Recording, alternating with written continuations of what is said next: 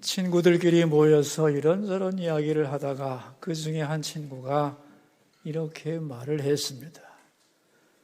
우리 식구가 교회 다니는데 말이지, 나보고 예수를 함께 믿자고 하는데 믿어줘야 말이지. 아니 어떻게 처녀가 애를 낳는가 그래? 어떻게 사람이 무리를 걷는가? 그리고 어떻게 죽었던 자가 살아나는가? 믿을 수 있는가? 그러자 친구들도 한마디씩 거들었습니다.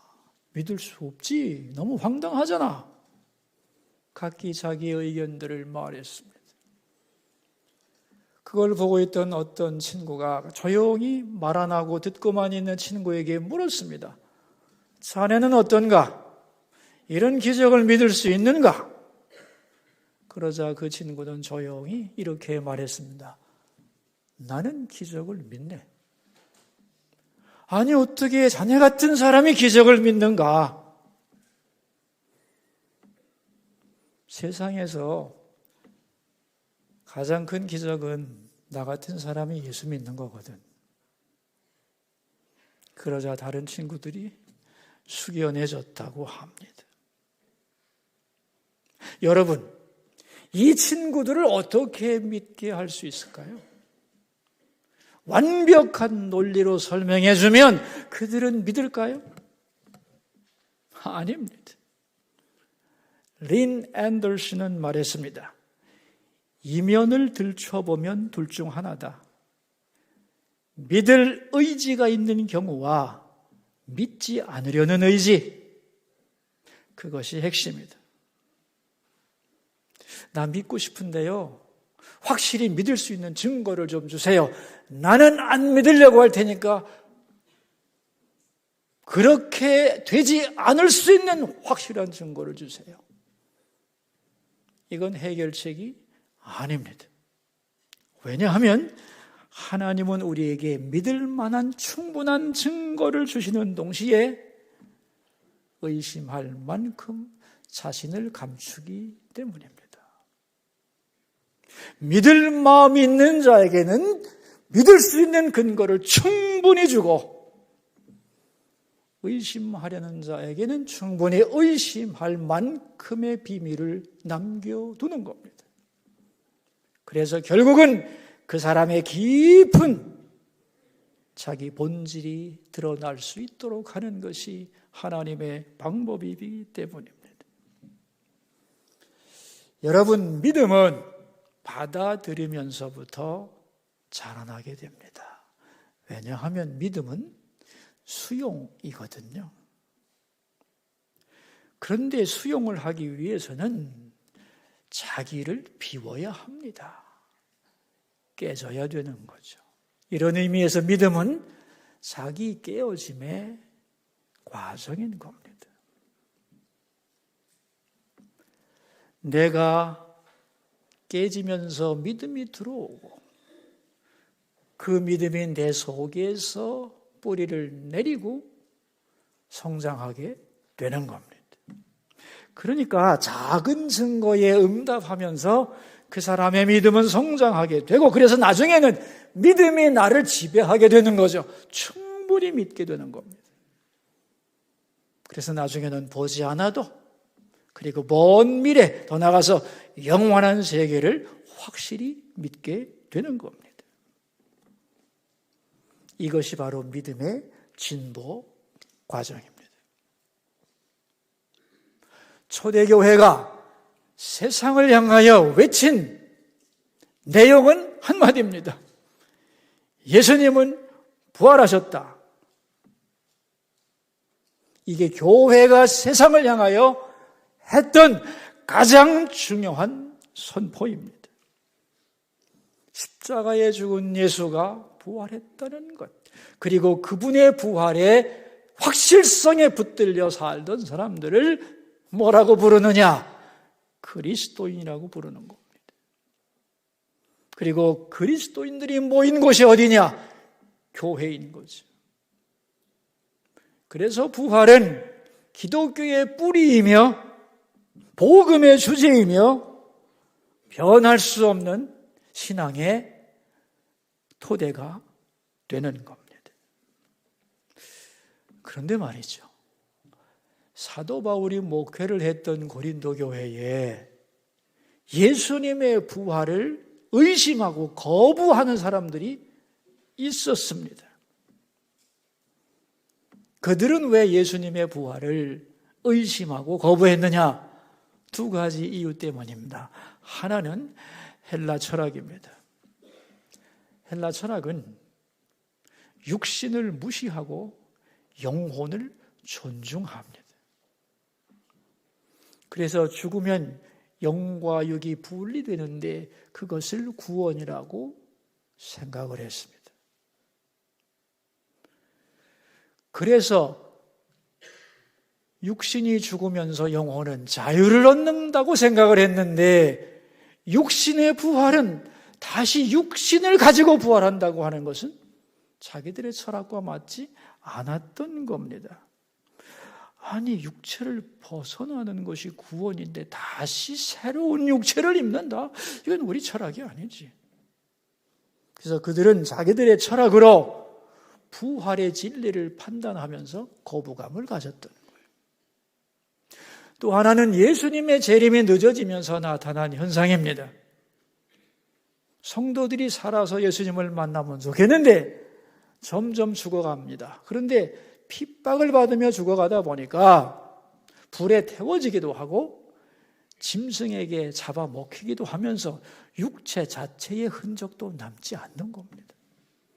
그런데 어떻게 이 사람들이 새로운 육체로 부활할 수 있단 말인가? 상식에 맞지 않는다고 생각하는 거죠. 그들의 철학에 의해서도 상식적으로도 육체의 부활에 대하여 의심과 혼란이 생겨나게 됐던 거예요.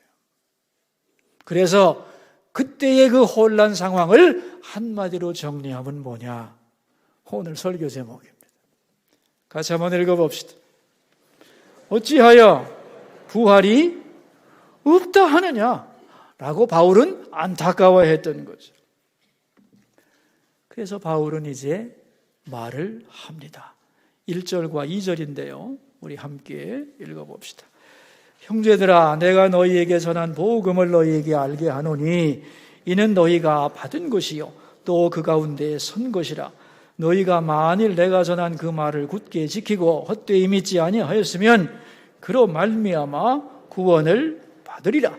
내가 너희에게 관한 복음을 전했는데, 이미 전했다는 거예요. 전했는데 너희들은 내가 전한 복음을 어떻게 받았느냐? 그들이 바울의 복음을 받아들인 과정을 세 단계로 설명하고 있습니다. 1절에 첫째는 너희가 받은 것이요 그랬어요.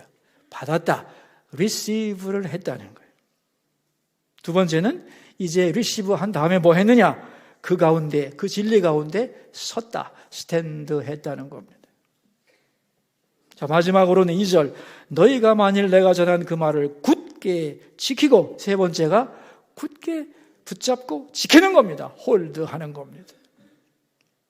자, 이런 과정, 이런 바른 믿음의 과정을 거치면 너희들은 확실히 구원을 받는다는 거죠. 그런데 나는 너희들이 그런 줄 알았는데 나중에 예수님의 부활이 뭐 있을까라고 의심하는 걸 보니까 내가 충격을 받았다는 것입니다. 내가 처음에 부활 소식을 전할 때 여러분은 마음을 열고 듣고 깨닫고 기뻐하고 감사하면서 우리가 그 부활 진리 위에 서겠다고 철석같이 얘기하고, 그래서 나는 너희들이 부활의 진리를 다 아는 줄 알았는데 시간이 지난 다음에 보니까 예수님의 부활이 있나? 라고 말하는 걸 보니까 여러분은 실제로는 부활에 대하여 아무것도 알지 못하는 사람임을 이제 알았다는 거예요.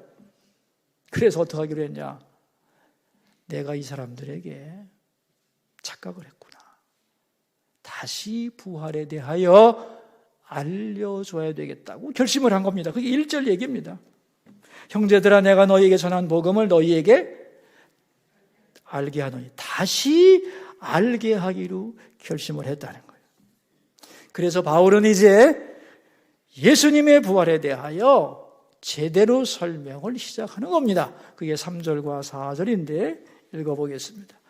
내가 받은 것을 먼저 너희에게 전하였노니 이는 성경대로 그리스도께서 우리 죄를 위하여 죽으시고 장사지된 바 되셨다가 성경대로 사흘 만에 다시 살아나사 그랬어요.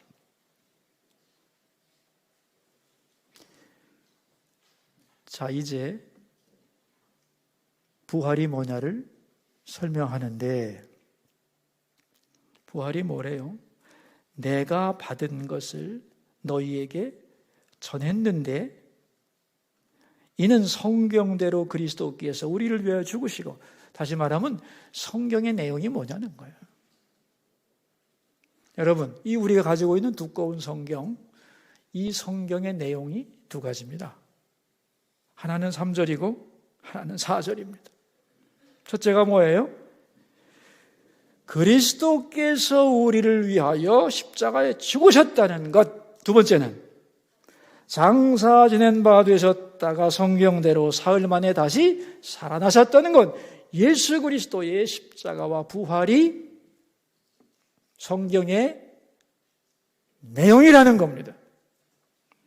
그런데 여기서 중요한 단어가 나오죠. 성경대로 그랬습니다.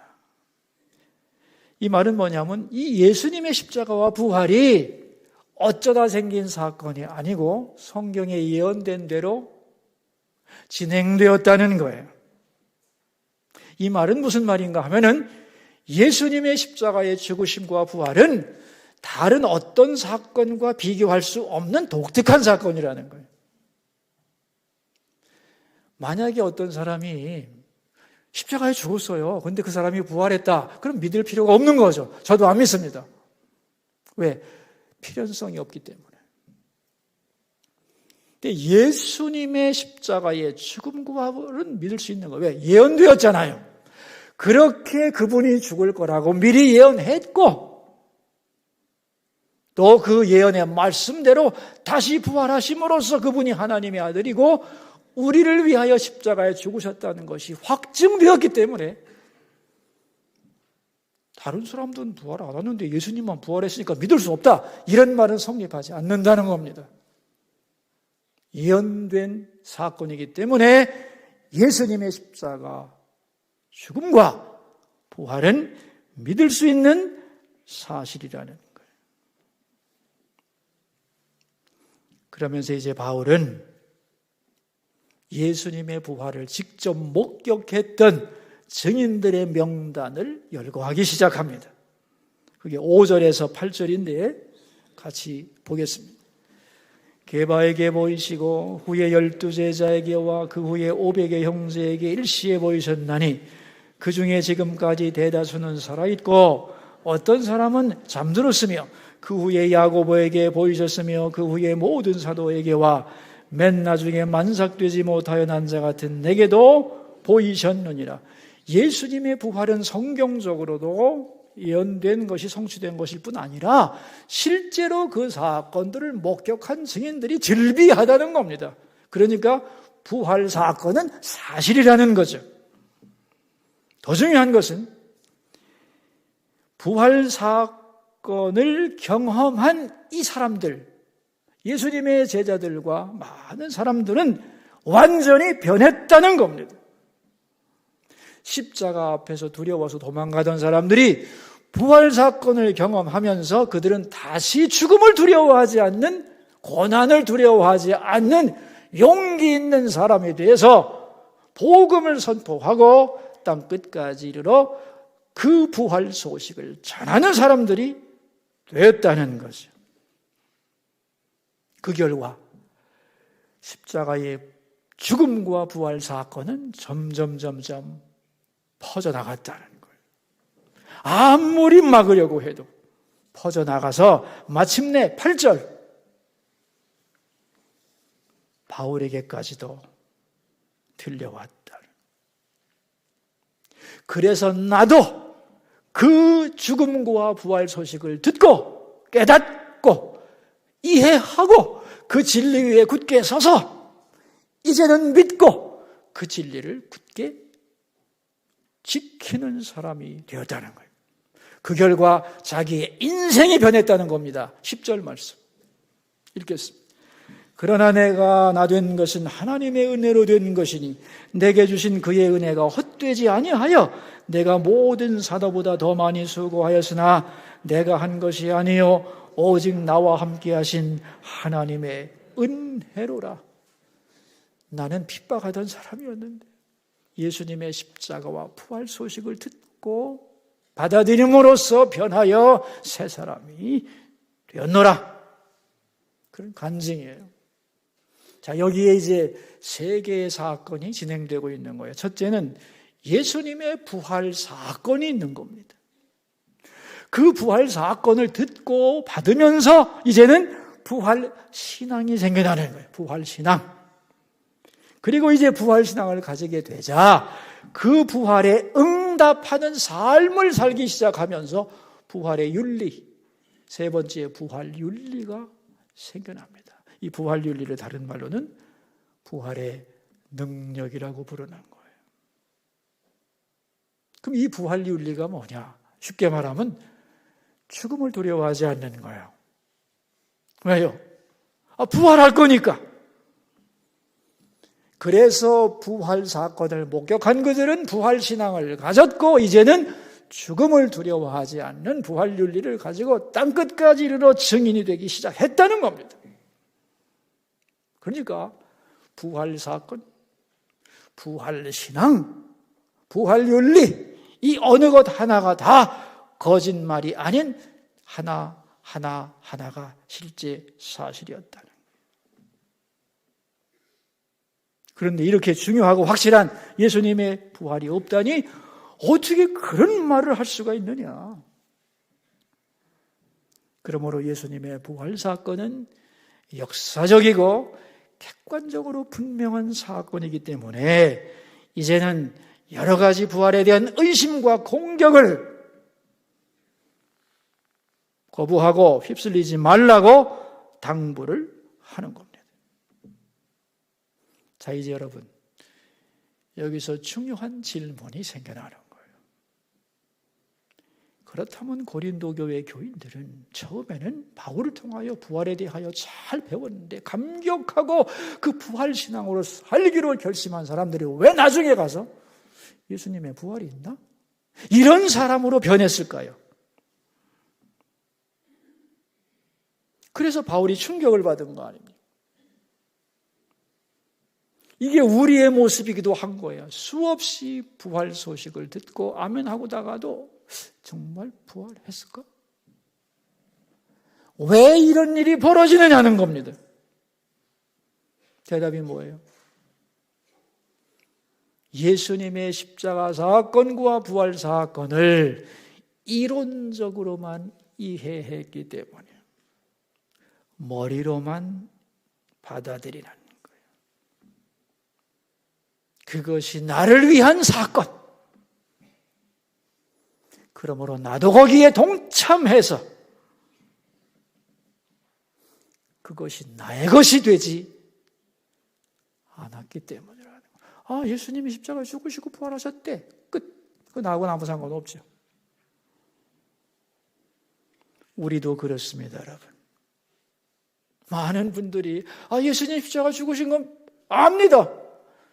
믿습니다. 부활하셨다는 것도 인정하죠. 그래서 그걸로 끝나요. 그럼 믿는 것 같죠? 나중에 딴소리 하게 되겠습니다. 정말로 십자가에 죽으셨을까? 정말로 부활하셨나? 이게 이 시대 성도들의 현상이기도 한 겁니다.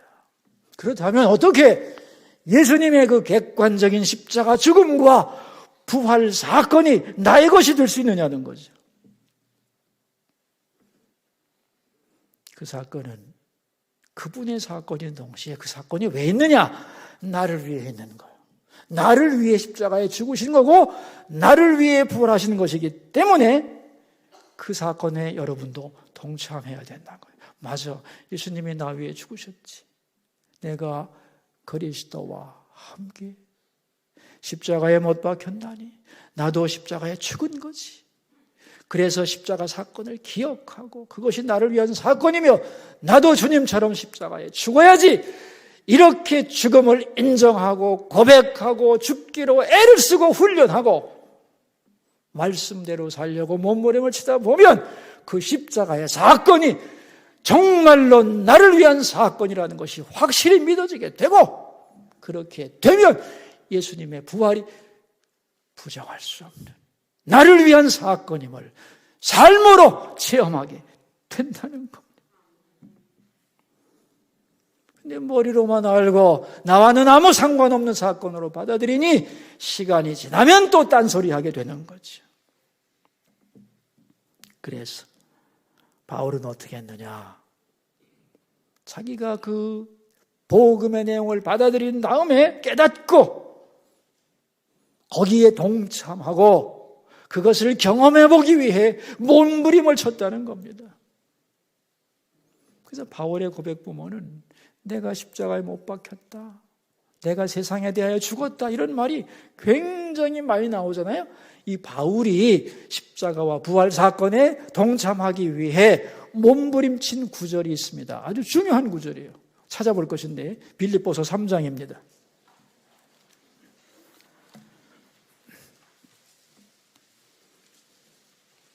신약성경 321면 빌립보서 3장 10절에서 11절 말씀이에요. 우리 한번 찾아봅시다. 10절에서 11절 찾으셨어요? 자, 읽습니다. 내가 그리스도와 그 부활의 권능과 그 고난에 참여함을 알고자 하여 그의 죽으심을 본받아 어떻게 해서든지 죽은 자 가운데서 부활에 이르려 하노니 그랬어요. 고난에 참여하고자, 알고자 부활에 이르려고 그 사건이 나의 것이 되기 위해 몸부림을 쳤죠. 여기서 중요한 단어가 참여라고 하는 거예요. 참여. 그래, 나도 나를 위한 그 사건을 받아들이고 거기에 참여해야지. 맞습니다, 주님. 주님과 함께 저 죽었습니다. 고백하면서 십자가 사건이 내 사건이 되는 경험을 하고 거기서 다시 나를 살리는 부활의 은총을 확인했다는 거예요. 참여함으로써. 근데 이게 바울만의 일이 아니고 바울에게 복음을 전해준 모든 제자들이 바로 그 사건에 자기들이 참여하여 그들의 삶이 되었다는 거죠.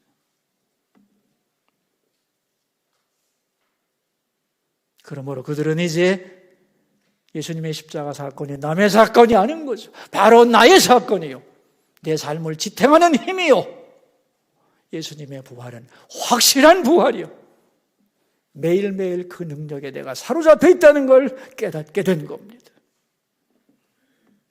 여러분, 오늘 부활주의를 맞이하여 부활절 설교를 여러분은 듣고 계신데 오늘만 듣겠어요? 뭐 다음 해에도 듣고 2년, 3년 후에도 계속 부활, 예수님의 부활 설교를 듣겠죠?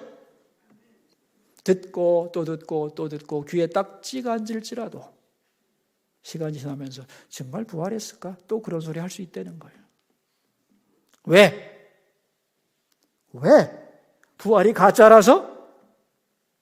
아닙니다. 부활은 명백한 팩트라는 거예요. 부활의 증인들도 있잖아요. 부활신앙을 가졌던 사람들의 고백과 생명을 건 부활 윤리의 역사가 있잖아요. 그렇게 그 소식을 막으려 했건만, 죽이면서 막으려고 했지만 그 소식은 증인들에 의해 퍼지고 퍼져서 우리도 들었잖아요. 그러므로 부활은 확실한 팩트라는 거예요. 왜 이 팩트가 의심을 나중에는 가져오게 만드는가? 예수님의 십자가와 부활 사건이 내 사건이 안 됐기 때문에, 내가 그 사건에 참여하지 않았기 때문에, 내가 십자가에 주님을 따라 죽는 연습을 안 했기 때문에, 그래서 부활도 믿어지지 않는 거예요. 그러니까 여러분, 우리가 십자가와 부활에 대하여 이론적으로 아는 것도 중요하지만 거기에 여러분이 반드시 참여를 하셔야 합니다. 그럴 때 이 진리는 나의 것이 되고 우리는 부활의 능력을 경험하여 부정할 수 없는 그 힘에 의해 살아가는 믿음의 사람들이 될 수 있는 거죠. 그래서 저는 십자가에 죽는다는 게 뭐냐? 그걸 지난 특세 동안, 엿새 동안 설명을 했습니다. 하루에 30분씩 6번. 더 자세하게 하고 싶었지만 복잡할 것 같아서 간단하게 해서 6번으로 압축을 했는데, 하루에 30분 하네요. 6일 동안 곱하면 180분, 3시간입니다. 3시간만 집중해서 들으세요. 듣고 또 듣고 또 듣고 정말로 십자가에 죽고 참여하는 것이 뭔가를 여러분의 가슴 속에 새기시기를 바라고 훈련하기를 바랍니다. 십자가 사건에 동참하시고, 그래서 부활 사건이 바로 내 것임을 확실하게 체험하고 그 은혜 위에 살아갈 수 있기를 바랍니다. 미국의 유명한 빌리 그라함 목사님이 서독의 아데나워 수상, 아주 존경받는 아데나워 수상과 만나서 대화를 하는데, 이 아데나워 수상이 질문을 했어요. 목사님, 이 세상 역사 속에서 가장 중요한 사건이 뭐라고 생각하세요? 목사님은 글쎄, 세계에서 가장 중요한 사건이 뭘까를 열심히 생각하고 있는데, 아데나워 수상이 이렇게 말하는 거예요. 제 생각에는 이 세상에서 가장 중요한 사건은 예수님의 십자가 부활인 것 같습니다. 왜냐하면 예수님의 부활이 없다면 이 세상에는 어떤 궁극적인 소망도 없기 때문입니다. 그 말을 듣고 빌리 그라함 목사님이 감동을 했습니다. 내가 할 말인데 정치가가 하는 거예요. 정치가들이 아무리 사람들에게 희망을 주려고 해도 인간 문제의 근본 소망은 부활에 있다는 것을 아데나워는 알고 있었던 거죠. 여러분, 세상에는 큰 사건이 많습니다. 정치적으로 큰 사건, 경제적으로 큰 사건이 많지만 예수님의 부활 사건보다 큰 것은 없죠. 이 부활 사건이 없다면 인간의 궁극적인 문제에 대하여 대답할 수가 없기 때문입니다. 이런 상상 해보셨나요? 부활이 없다면 세상은 어떻게 될까? 부활이 없다면 우리는 왜 착해져야 되고, 왜 진실해져야 되고, 왜 인내하고 견디며 미래를 기다려야 합니까? 죽으면 끝인데. 그래서 부활은 모든 선한 가치의 근본 토대가 되는 거예요. 그래서 부활을 믿지 않는 사람들, 부활신앙에 서 있지 못하는 사람들은 결국은 이 세상의 가치에 함몰될 수밖에 없는 거죠. 그러나 부활을 확실히 믿고 그날을 믿는 사람들은 세상의 유혹과 역경에 대해서도 흔들리지 않고 진리를 붙잡고 소망을 가지고 하나님의 나라를 향하여 전진할 수 있는 거죠. 고통도 감내할 수 있고 얼마든지 인내하면서 이것을 갚아주실 하나님이 부활로 우리와 함께 하시고 영광의 그날을 주실 것을 믿기에 유혹에도 불구하고 참아내고 견디고 끝까지 승리할 수 있는 것입니다. 그러므로 여러분, 교회 한두 번 나오는 것도 중요하지만 예수님의 십자가와 부활, 이게 예수님의 객관적 사건으로 끝나지 않고 여러분의 가치의 한 중심이 될 수 있도록 여기에 참여하시고 나를 위한 예수님의 십자가와 부활, 그 위에 여러분의 신앙을 세우시고 그 터 위에서 견고하게 믿음의 삶을 살아갈 수 있기를 주의 이름으로 축원합니다. 기도하겠습니다.